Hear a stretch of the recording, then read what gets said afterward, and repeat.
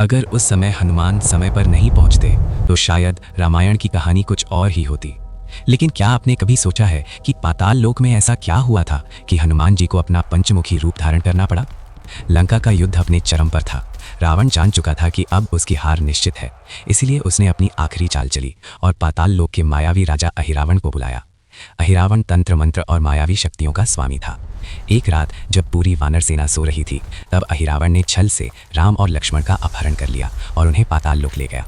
उसका उद्देश्य था सूर्योदय से पहले मां भवानी के सामने उनकी बलि चढ़ाना। जब सुबह ये बात सबको पता चली तो पूरे शिविर में हड़कंप मच गया।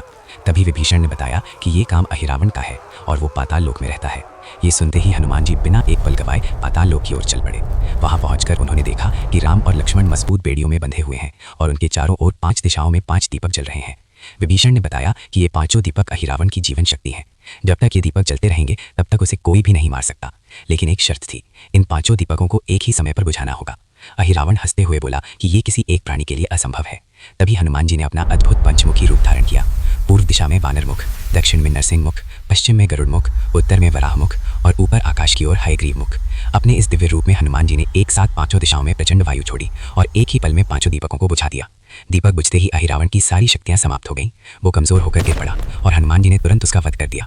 इसके बाद उन्होंने राम और लक्ष्मण को मुक्त कराया और उन्हें सुरक्षित वापस ले आए। तभी से पंचमुखी हनुमान जी को ऐसा दिव्य रक्षक माना जाता है जो हर दिशा से अपने भक्तों की रक्षा करते हैं। अगर आप भी हनुमान जी के भक्त हैं तो कमेंट में जय श्री राम जरूर लिखें और ऐसी ही रहस्यमयी धार्मिक कहानियां देखने के लिए